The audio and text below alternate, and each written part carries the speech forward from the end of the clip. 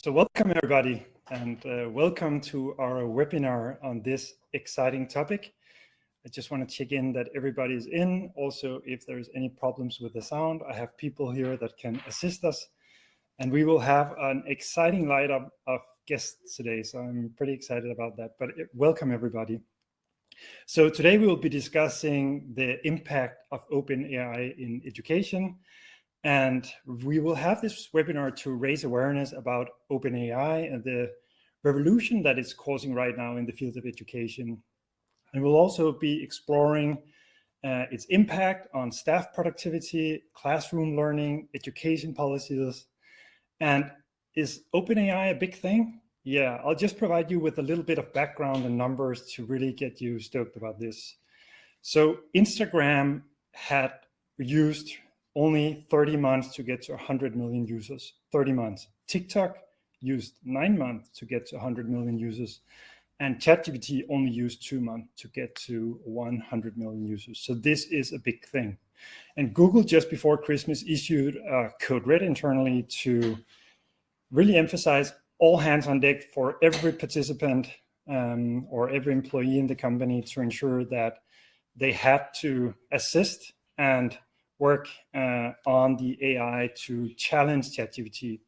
And Microsoft is just releasing their OpenAI powered search engine called Bing. There is a waiting list if you go to Bing's website. So there is a war going on between the major tech vendors right now with regards to AI across the board. So it's a very exciting time.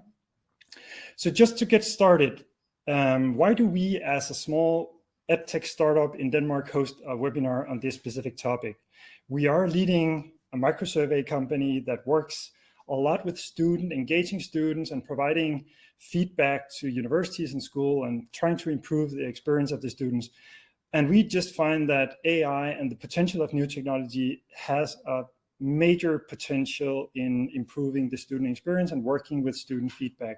So we haven't built anything yet based on OpenAI, but we are just curious like you are and trying to figure out what is the potential of this technology. And that is the reason that we are here today, to raise awareness, discuss it, and hear from our experts. So let's just get started.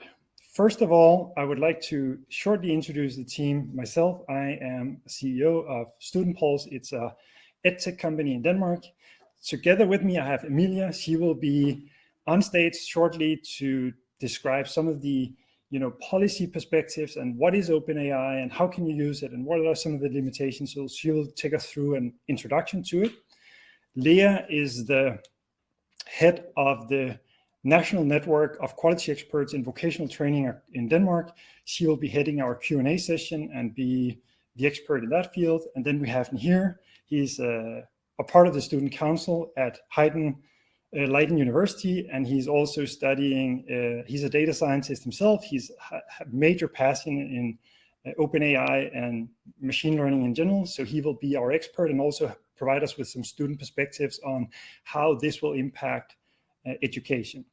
So this is the lineup for today. Before we get started, let me just say that you could use the chat, put questions in there. It would be nice if you would tell where you're from, get the conversation going. You can also download the slides, the content that we present here. It's available as a part of the platform here. And then you can ask questions. And I have some people here that will help us showcase the right questions when we come to the Q&A session in the end. So if you have any questions, feel free to put them in and we will highlight them so everyone across the Q&A session can respond to the questions.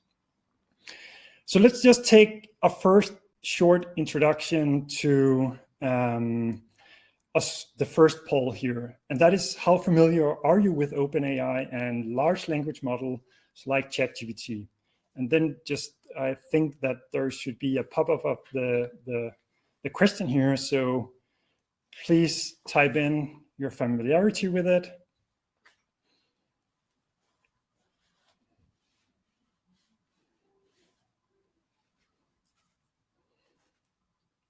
So most of the people here are played around with a little bit, haven't used it super much. Perfect. So some experts in the field, people have played around with it, and few people here that just heard about it and need additional information. Okay, that's perfect. So only one person never heard of it before. I hope the demos and this discussion that we're doing is not going too fast, but I think Emilia will do great to take that into account. All right, let's just take another poll here. I would like to know your role in the field of education, or if you're not a part of education, let us know. So let's just have the second poll live here. And we were reduced, unfortunately, to 5 different. So let's hear where you're from.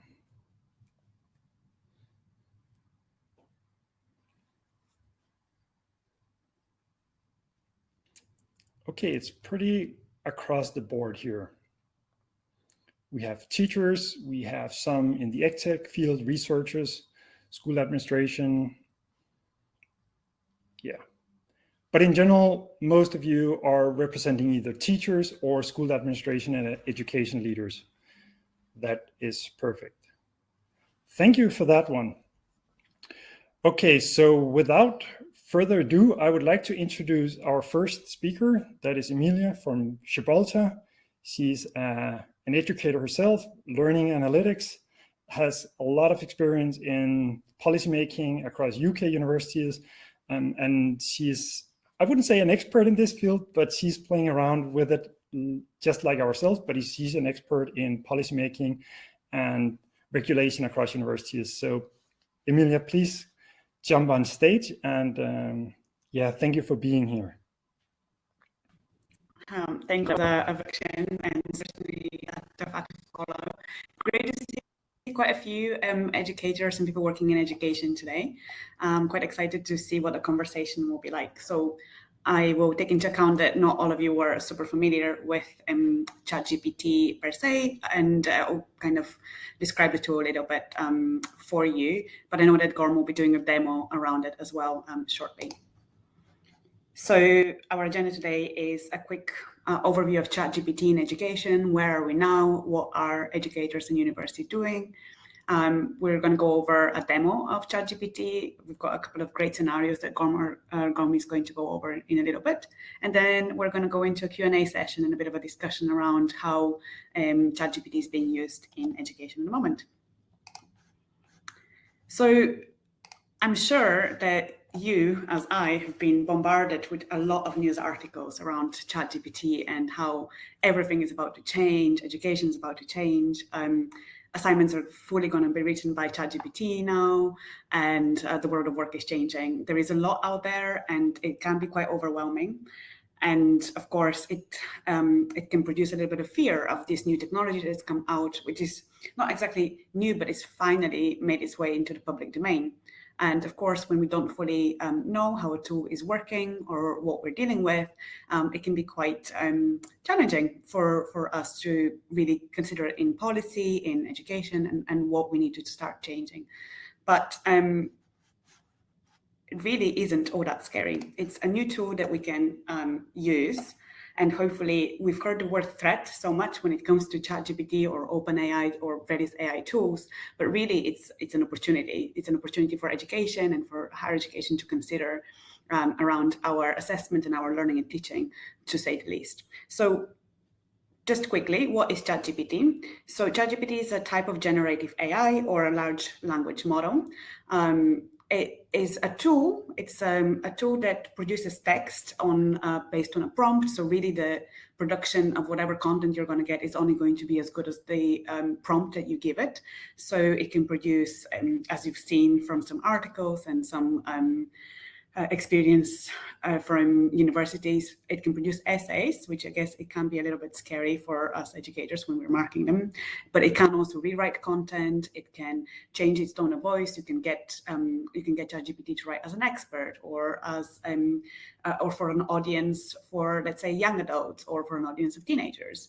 It can write and debug code. So if you're programmer, developer, actually it's a pretty useful tool as well. But it's also a great copywriter, and it can do a lot more than that. It's perfect at summarizing text and deriving key points from large text materials, for example, as well. But it's just one of numerous AI tools that are currently entering the public domain. Generative AI isn't just constricted to text. There is also image AI tools, or recently I found out also music AI tools where you can literally produce your own music based on some prompts. So it's quite an exciting time for technology and for education as well. So I do also have a little poll for you. I don't know if you can see that on the screen now. So I'm quite curious to see if you're working in an education institution or just in your field, what is currently going on when it comes to ChatGPT? Are you using it? Are you discussing it? Have you banned it, or are you currently considering it?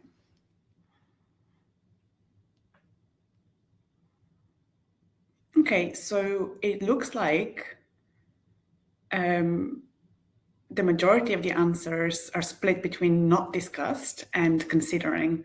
Quite interesting. So 36% of you haven't started discussing the use of OpenAI or ChatGPT or other tools yet, by the sounds of it. And 53% are considering it currently, but only 9% are already using it. I'm sure my colleagues will also be curious to see, for those of you who are already using it, how you're using it. So hopefully you'll have a chance to tell us a little bit about this during the Q&A later as well. Okay, and 2% have banned it already. Thank you so much for taking part. Okay, so for a couple of minutes, I just wanted to go over some of the considerations that are currently happening in the higher education sector around ChatGPT or AI in general. So there is papers and articles being produced every day. It's quite a rapidly developing field, so it will be really interesting to keep an eye on everything that's going on. But the main areas of conversation at the moment and of consideration are around learning and teaching. Can we use ChatGPT? Can we use AI generative tools in our learning and teaching practice, in our classrooms? How can we engage students to use them and to use them productively? The second one is, of course, assessment. It has assessment and academic integrity come hand in hand. And of course, academic integrity is always such an important aspect of assessment. And this is where the so-called threat of these tools is coming into play, and the fear of whether our assessments are authentic enough and allow students to produce authentic work, or whether students will choose, let's say, the easy way of having others produce their content.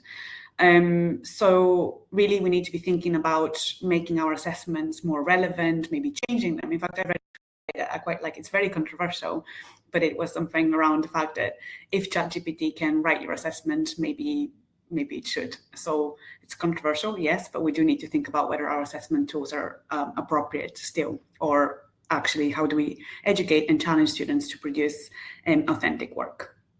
And of course, the last two bits are around supporting staff and of course students, and developing technology literacy. At the end of the day, this is a very powerful tool. We are already seeing examples from practice, from the working fields. Various fields are already integrating the use of AI and generative AI within their workforces and processes. So we probably need to think about how we in universities can also benefit from that, and where it can save us time and potentially money. And of course, develop technology literacy, both in our staff and students' experiences. So this is just a quick on-screen example. Hopefully you can read this okay, but I really liked this example from an educator who is using ChatGPT already, or just generally AI within their classroom, actually saying that I expect you to use AI, ChatGPT and image generation tools at a minimum in this class. In fact, some assignments will require it. Learning to use AI is an emerging skill, and I provide tutorials to do that. So this is just one example, but I'm sure that now that this is becoming part of our day-to-day lives, we'll see more and more examples. It's quite interesting to see that educators are starting to really embrace ChatGPT, and perhaps this is the way forward for these tools. So just to give you some examples of how you in education can use ChatGPT, this is by no way limited. There is a lot more options out there. And ChatGPT is not the only generative AI, but it's what we've decided to showcase today, as it's probably one of the most popular ones. So it can come in quite handy in content creation. It can actually generate lesson content around various topics, and it can allow you to potentially produce additional content for your classes. It's super powerful in summarizing key points. So when you have large pieces of text, it can derive the main points that you can just share with students and get them to engage with the material and target them a little bit, as well as suggesting areas to further explore in a topic. It just can give you ideas. If you want to refresh your content a little bit, you can get some ideas from ChatGPT around where you can look into it. It can write lesson plans, and also when it comes to learning outcomes, it can develop or suggest changes to your learning outcomes, as well as map out where your learning outcomes, for example, are addressed in your content. You can use it instead of having to generate that text on your own. When it comes to tests and quizzes, ChatGPT has already been used to generate new quizzes, new tests. You can rephrase language, or you can use it to generate specific quizzes in various topics, large or small. It's also quite good at grading and reviewing work, perhaps. And this is an example that I've seen used in some schools already, where ChatGPT graded assessment papers for students, and then also suggested various feedback points or underlined where further areas of work may be required for the students. So perhaps that could be a way to automate and support our educators in providing feedback quicker and more efficiently to students. Finally, it's great to see actually educators embracing AI tools to challenge their students in class. So, for example, getting ChatGPT to produce content and getting your students to review it and perhaps also grade it and put their critical thinking in play during learning and teaching assignment. So there is, as you can see, a number of different ways you can use ChatGPT, and these are just some of the examples out there. So threat or opportunity, this is a debate. Threat seems to be the word that a lot of people are using, but I think mainly when they haven't really played around with ChatGPT enough and they haven't really started to embrace it properly yet. Perhaps it's an opportunity for us to think about how we can redesign our education for students. So I've already mentioned that adapting assessments is something that we'll need to consider.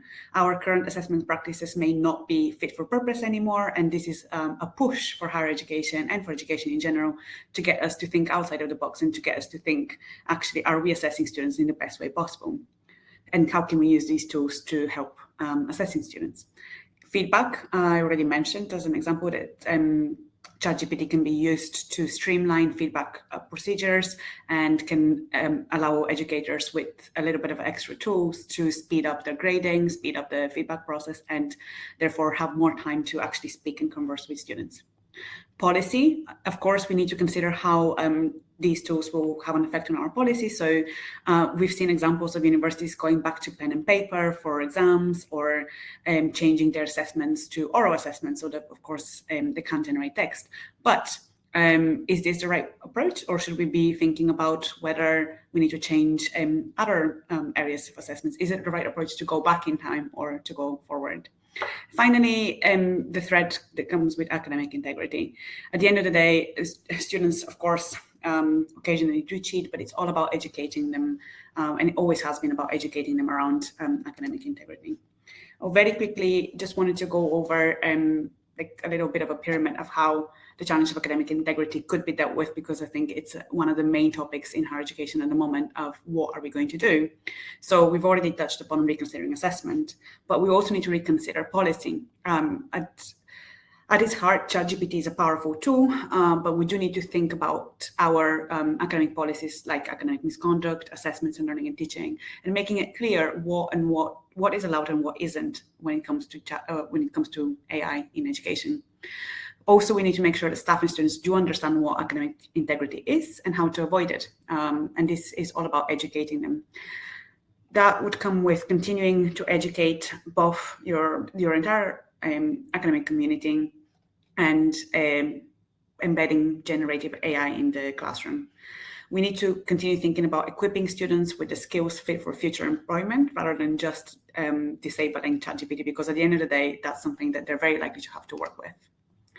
And briefly, before I pass over to Gorm for the demo, ChatGPT has some limitations that you should be aware of. There are other generative tools out there, so the limitations may be different, but specifically for ChatGPT, it's not live, as in it's not connected to the internet, and its knowledge is up to September 2021. That knowledge has been created, or that knowledge base has been created by developers, and therefore it can have some bias in it. So you need to be careful. You need to still assess what it produces and not take it to heart necessarily. Always double check the information. It's not always accurate. It's not trustworthy necessarily. It can make stuff up, and it makes up its own references. If it doesn't know something, it will just invent it. So it's not perfect, but it's still a pretty useful tool. And yeah, some questions for us to be considering, perhaps as part of this webinar, is how can you use ChatGPT in your education? How can your institution benefit from using it? How are you going to educate staff and students? Are you educating staff? What are you going to do to prevent misinformation and misuse?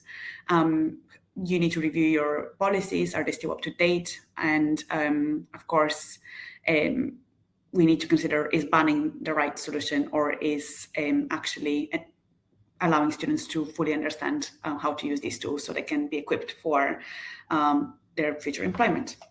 So, Gorm, I believe over to you for a demo now. I'll just get the tech back in line. I hope everything works. Thank you for that, Emilia, and definitely something worth considering. And I would just tap into making students skilled for future work.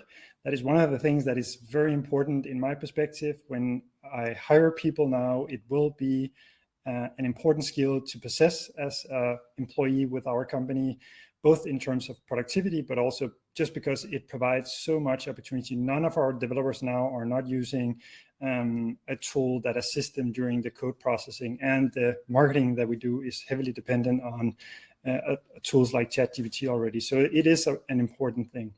Let me just try to go over a quick demo. I hope it's not too fast. And we did a recording of the demo just to ensure that, because of the major load that ChatGPT is currently seeing, we did not venture out to try to do it live. So I'll show a pre-recorded video where I'll go through the different steps here to show you what it can do.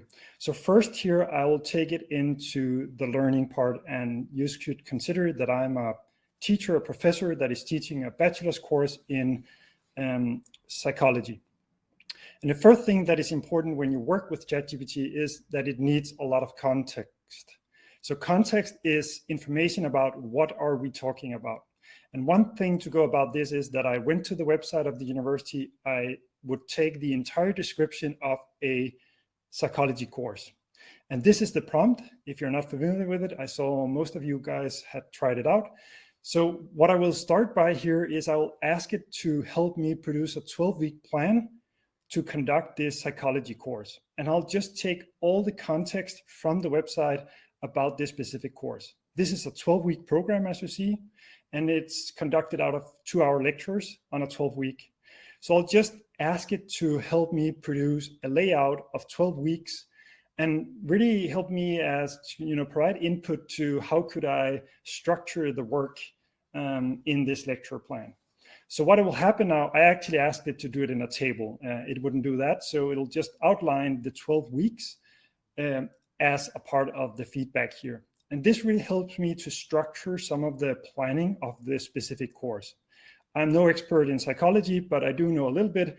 And one of the themes that I'm very interested in going deeper in is the stuff about how to do experimental, like experiments with psychology. So I would like it to help me prepare that specific lecture. It's a 2-hour lecture about experimental psychology, and provide me with input on how I could structure that specific lecture. So I'll just provide input to that's week 2. So I'll ask it to provide me with an outline for that. So what you will see now is that it will suggest the content in minutes that I could go over on that specific lecture. And this is very helpful to have suggestions on how I could structure my work. I could even ask it to change it, emphasize on other things. So what I wanted to do now is I would want to provide me with a lab experiment where I could include the students and really showcase what is psychology and how could I do an experiment in class that would be engaging. And now it will come up with one suggestion that I actually find pretty good. And it will, come with a suggestion on how I could use, the difference between introversion and extroversion, and also put the different students in different groups, and based on that, try to do a personality test and then see what is the impact of social influence based on their personality styles. So that is a great idea, and that was one of the things Emilia mentioned, that brainstorming and be creative is a very strong part of it. So it gives me all the suggestions on how to structure the event. I could even ask it here if I would have the, could you prepare the slides that I could put on the presentation to prepare it. Good, so now we go into assessment. Then I'll ask it to provide me with 5 good assessment questions. And remember, we're still in the same context about the course because that's what we're talking about. So ChatGPT understands, okay, what could good assessment questions be for this specific course? So it will provide me with 5 great questions that I could use in assessment as one thing. And as you will see here, I actually want to do an in-live quiz. So I'll ask it to do 5 multiple choice questions that I can use in a tool like Mentimeter or Kahoot or similar tool, and provide me with the right answer also. So here it suggests a lot of different multiple choice questions, and the right answer is there as well. This would have taken me hours to produce in advance of the class. And the last little funny thing I do here is ask it to provide me with input on how can I actually conduct an assessment that would reduce the students to use a tool as ChatGPT to cheat. So I'll have input on from the AI about how could I actually use, how could I do assessments without students to be cheating. And it will come up with proctored exams, open textbook exams, and group assignments, which are very good assessment types of styles. So I hope this showcased how, as an educator, I have the opportunity to have input, brainstorming, structuring my work, creative stuff that will build and improve the quality of my teaching. So it's mind-blowing what it can do. Let me take you through the second demo here. It's like a 3-minute recording. And now I want to use it in marketing. So this is staff side of a university, and it can be used in any field of marketing and sales. But what I wanted to do is help me plan out Facebook ads that is high converting. And I go to the website of Stockholm University and copies all the information from the bachelor's program in international business and politics to provide context again. And this is important because with limited context, the large language models in general will come up with, wrong answers. So what happened here is now that ChatGPT recommended 3 different topics for great Facebook ads. And this is something that usually takes time in a marketing department to suggest good ideas for ads. The second one I ask it to do now, I want to include my ambassadors, because at Stockholm University, I would assume at the business school, people there have some high profiling jobs. So I would like to use the ambassadors as a part of the recruitment or the ad campaign. So I'll say, could you include the ambassadors as a part of the ad campaign? And now it will suggest another, headline that is more including ambassadors and really trying to emphasize that you will have the opportunity to meet ambassadors and have a private session with them to be converted to a student at the university. So in marketing, conversion is key. So I ask it here if you could help me to create the email flow that would help me after they signed up through Facebook to be a part of the the ambassador session, if you could help me create the email flow with the emails that would convert the students to actually show up or sign up to the university. And here, based on the entire internet's learning of marketing, it will draft out or show me that I would need 4 emails and what the content of the different emails should be. I'll direct it even further and say, could you suggest me the content of one of the emails, like the first email, and make it catchy and really converting so the students will be engaging in that specific email. And I'll suggest the headline, the subject of the email, and then put some quality content into the email that I could use to send out to the students prior to engaging in the interview with the ambassadors. Now I would like to prepare a few questions for the ambassadors that will be conducting the interviews with the potential candidates to make sure that it's a really good conversation between students and ambassadors. So here we'll draft out 5 relevant questions that I could share with the alumni network or the ambassadors as a part of that to prepare to make a great conversation. And I would, of course, ship those to the ambassadors. And one of the things that it says here, how does your current role align? How can you share some advice for students that are just starting? A great question. The last thing I want to show is that I would want it to help me produce a survey for the students that are meeting up for the interview, so they go through a reflection process about what is important as a part of going to the interview. So it'll draft out survey questions that I can send in advance. Work like this that I just shared in marketing is something that usually takes a lot of time to work on, be creative about, and I would say the creative capacity of ChatGPT is just tremendous. I'll just show you the last bit here about scientific references and inaccuracy in ChatGPT. What you see on the screen now is I ask it to help create a short table where I wanted to summarize something about student participation in surveys and feedback and reference scientific articles on the subject. And it's damn good at it. In general, I'll say that it's very accurate. So it showed up here 5 different themes and the importance of the themes. And then it shows the scientific research that is linked or a part of this. And you will see that I created links, so you can click on those when you download the slides. But the one that I put into the yellow, it actually came up with a reference to Journal of Business Research in a scientific research called The Effects of Follow-up Reminders on Survey Response Rates. And that paper doesn't exist. So one of the authors or supposed authors of this article is called Elric. And Pamela, she actually wrote a book on the subject that is very relevant, but it's definitely not a scientific article that it referenced here.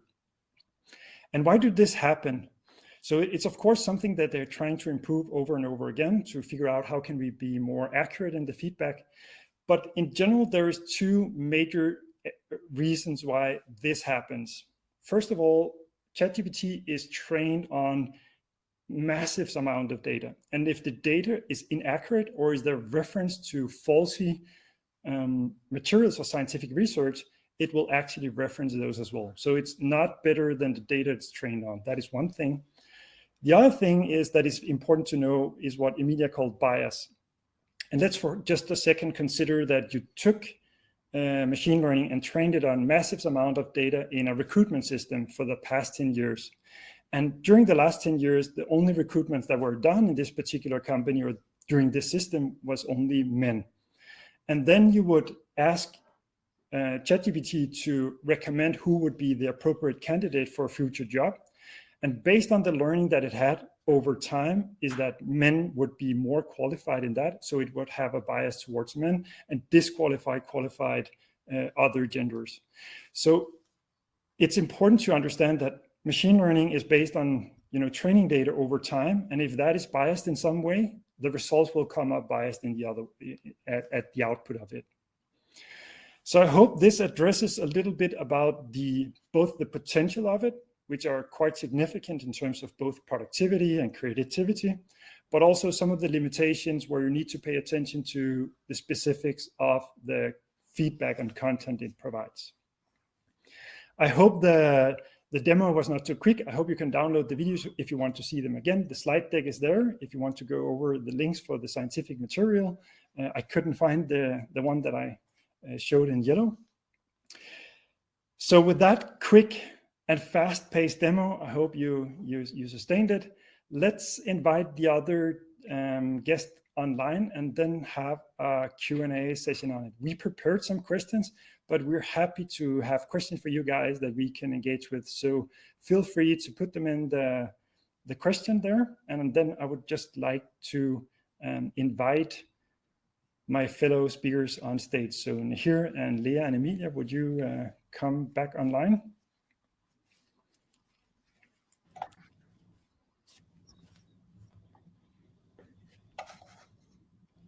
Great. So Leah, you need to turn the camera on and then we are up.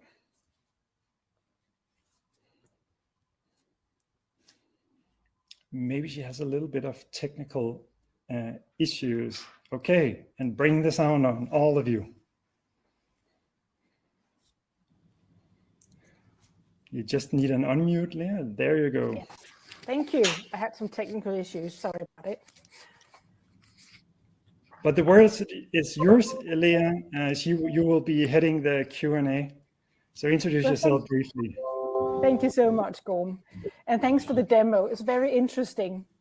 In a few weeks, my husband turns 50 and I have been writing on a song for him.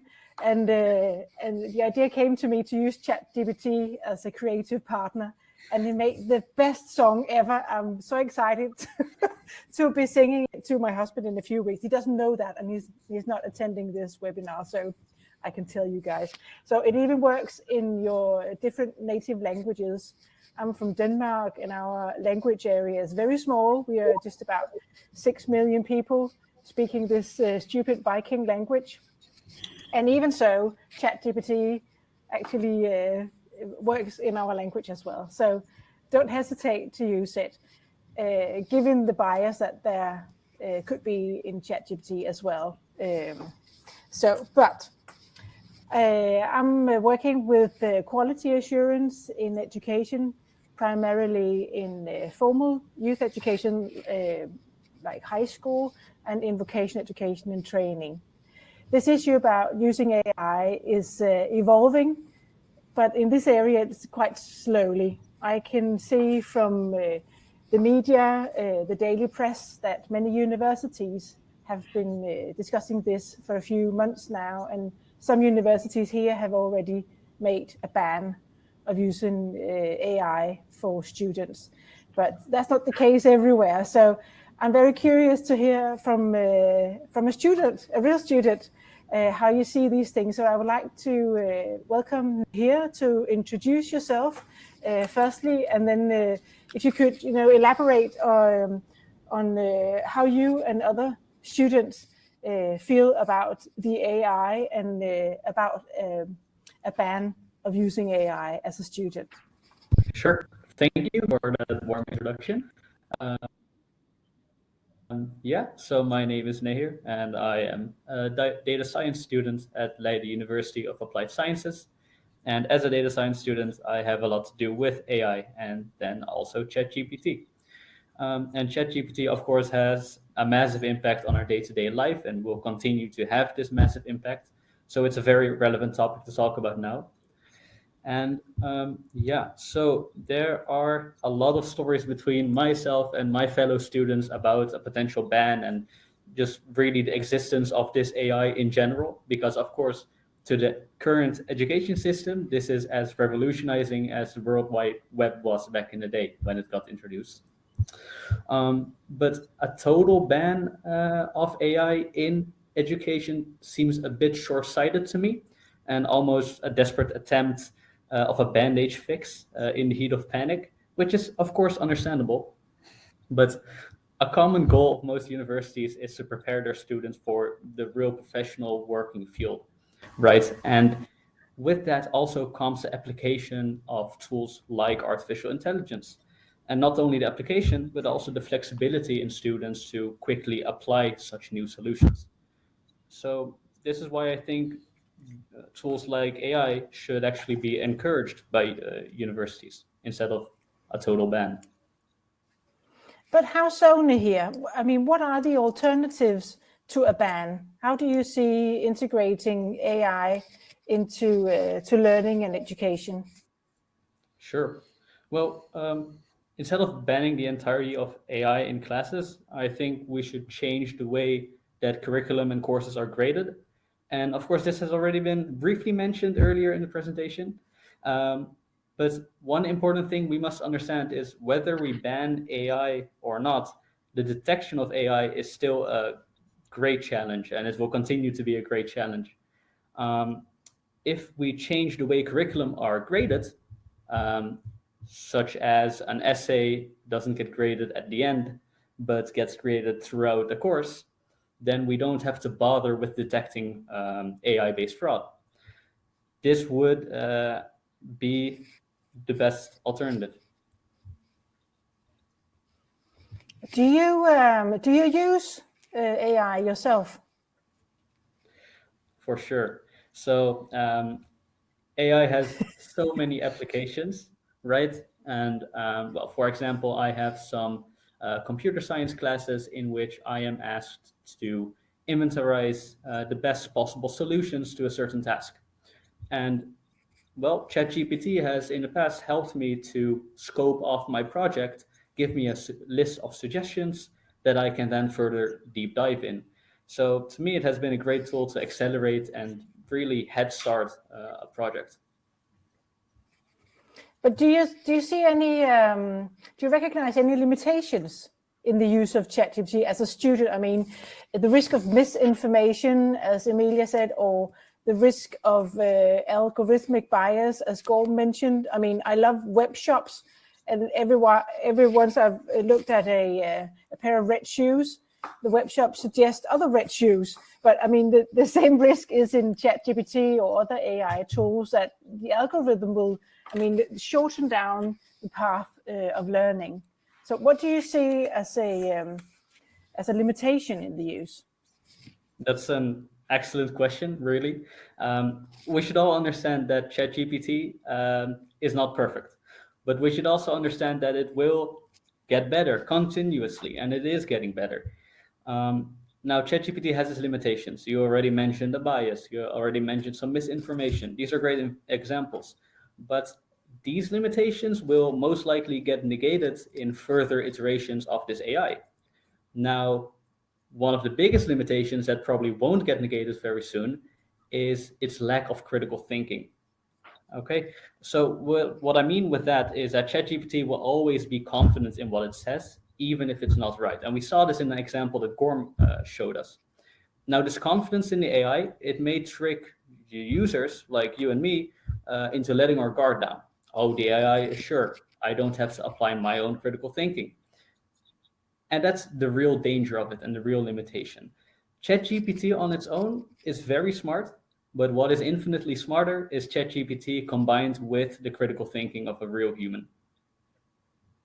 Oh, that's so good. Thank you for that perspective, Nahir. I'd like to ask Gorm if you're up for it, because you're not a student, well, not anymore, as I know, but you're an EdTech professional. So how do you think AI is going to change the landscape within the EdTech industry? I think I heard Microsoft CEO, so I think I'll reference his thoughts the other day, that he just imagined that every student would have a personal tutor at every level throughout the university or the school that could provide them with the right feedback at the right time in any course or any field of study. And I think that is the real potential. So I think from an EdTech perspective, I think the learning management systems are the first ones to be utilizing this for providing feedback, immediate feedback on assignments, as just Emilia said, where you upload your assignment and you get immediate feedback on it, and you have a personal tutor that you can ask questions about different topics to further scope out your work that you're doing, just as Nahir said, like interact with it. And I think the learning management platforms is really the place for them to start. So I think they will be the first movers in terms of using OpenAI or similar language models within the EdTech sector, I would say. And you mentioned in your beginning that there's a regular war within AI now, because all the companies in EdTech have discovered there's a market here. So how do you see this war being played out? Who will win, and what will win, and when will it be over? Oh, I love that I ask you to ask me hard questions, and here we go. So thank you for that.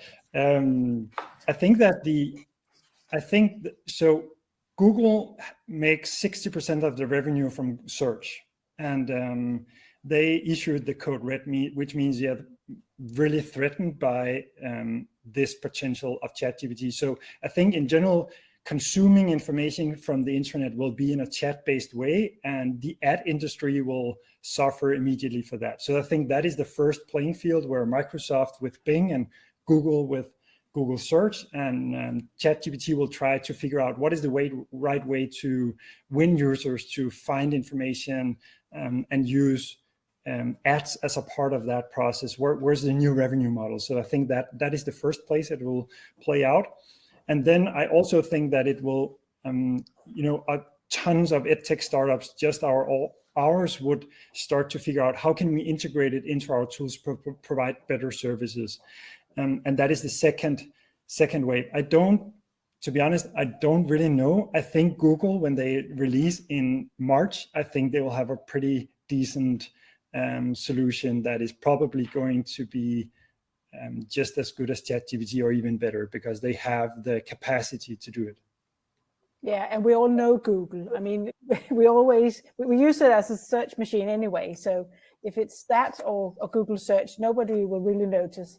So yeah, there is actually a question in the chat that might be relevant for Emilia to ask. Yeah, I saw that.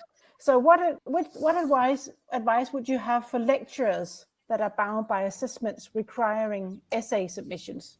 Emilia, how would you advise lecturers? I think, Leah, that's a question for both of us. So I think maybe you have some thoughts on this as well. But I will start. So obviously, you're right. Yes, digital innovation does sometimes move quicker than awarding body advice and regulations does. And that can be a challenge, especially with a tool that's actually taken us by a storm right now. But hopefully, I don't know, maybe you've seen the pandemic also changing quite a bit our learning, teaching, and already as well. And awarding bodies did have to respond with some haste to that. And hopefully we'll see them responding quickly to this also.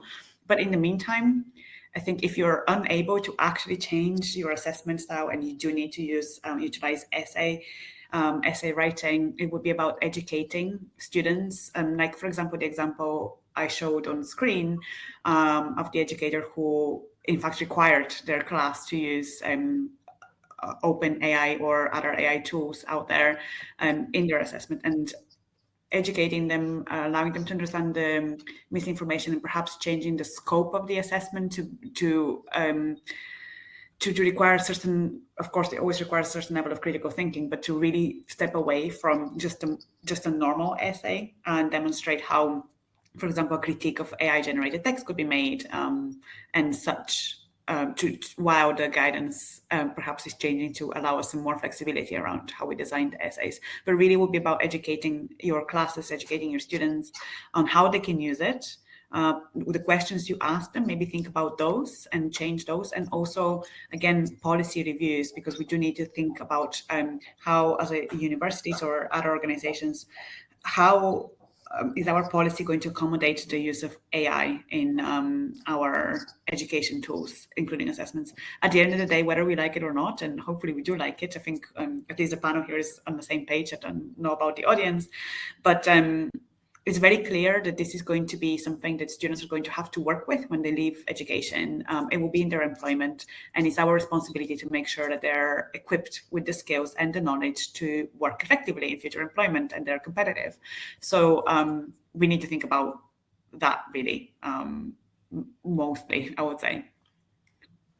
Leah, I don't know if you want to add anything to that. Yeah, I would add. Well, I see this opportunity as it's a potential time saver for teachers if you use it right, and if you use your critical thinking as well, because you can't just rely on ChatGPT to be correct all the time.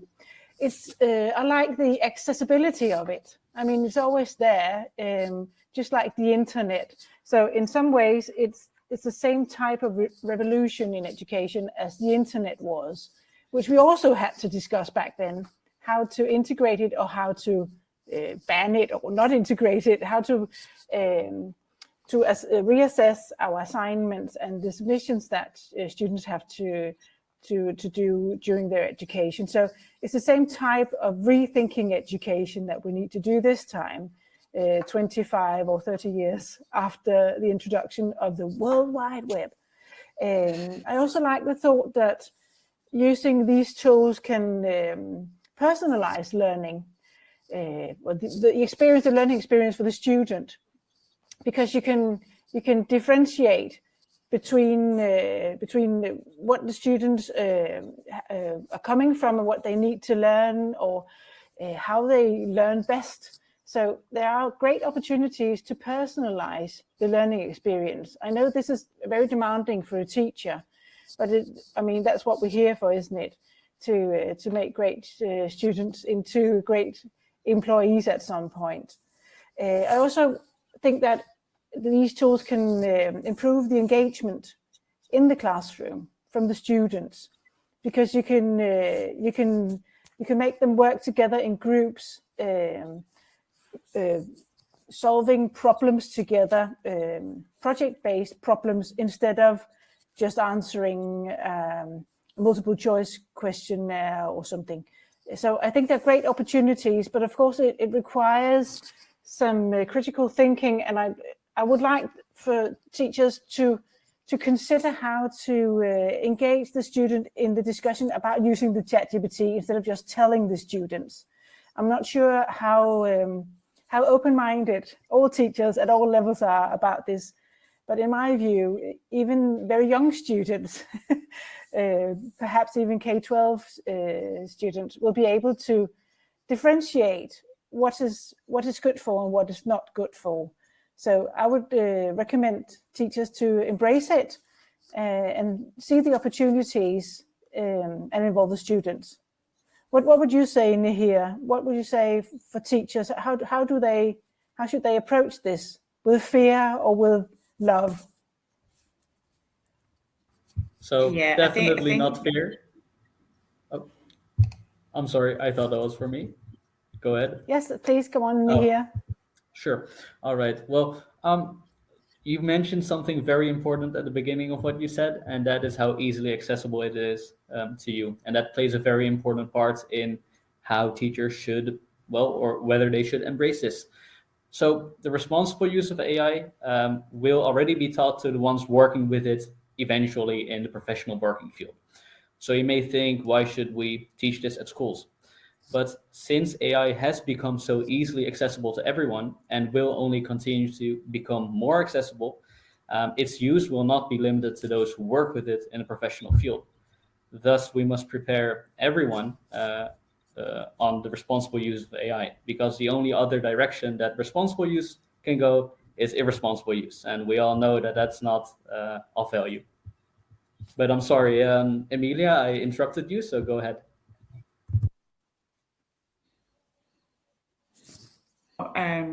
No, here, my bad. I heard Emilia, that's why I was just going to respond, but I think you've covered everything. Okay, and another question came in. So either we should take that, or you just put on another question, Leah.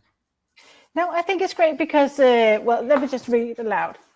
And maybe this is for Nihir as well. A student aiming for a good grade and really learn about what they're studying can and will use these tools to improve. But what about the student that does not really care, just aiming for a pass? The immediate pressure put on those marking is massive, and tools like Turnitin, I don't know that one, etc. will not pick this up. Any comments? What do you say about Nihir? There's a lazy student and a real ambitious student. Sure, and these are very real examples that I see happening with friends of mine even. Yeah, ChatGPT makes it incredibly enticing to just copy everything from the prompt, put it in your essay, and just deliver that essay. Now, this is exactly why it will be hard to combat ChatGPT or AI solutions themselves, and we should change the way that the curriculum are created.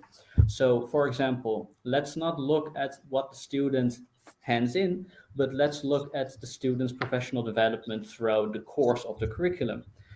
Maybe through milestones in the essay, for example. That is a lot harder to fabricate through AI, and it gives a clearer overview of how the student really is developing and doing. So yeah. That's a great answer for that one. I have one last question. That's for you, Gorm, because you phoned me up. I think it was in December sometime, perhaps even into the Christmas holidays. I don't remember. And we were both very, very excited about this new tool and talked on the phone about the impact on education.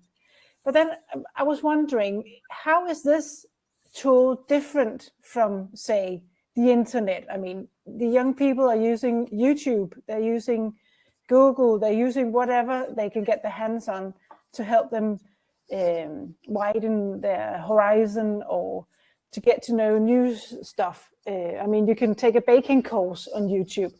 So how is this tool different from all the other kinds of tools that we've introduced into education already? It's it's maybe not different than the other tools, but it is a major paradigm shift or a revolution, just as when the internet arrived at the first time or smartphones became a thing. So it's just like small incrementals. This is just a big incremental that will, because the potential of understanding human language in a natural way will have an impact on all the way that you engage with machines in general. So I think my passion for it is just that I see the future, that this will grow into everything, how you operate your car, how you operate your computer, questions that you have. The potential for you as a human just grows, and that I think that is what I see from this little prompt now. That I just see, like, I dialed the first modems to the internet when I was like 13 years old, and I was chatting with people over the internet, and I saw this has like a major potential, and this is the same. Like, this will be a revolution in terms of how we interact with computers. So I don't think we can really see how it will change, but it will be a massive impact in the way that we are learning and engaging with technology in general.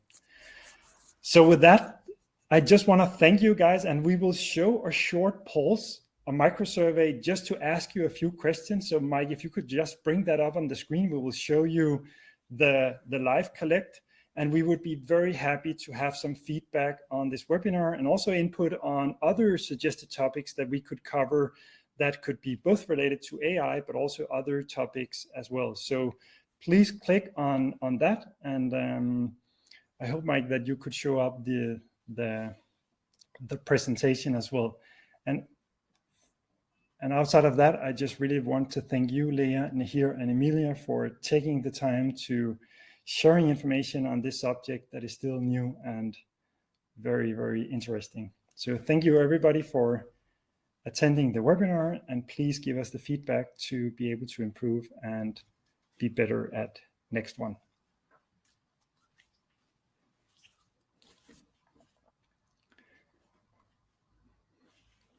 So thank you.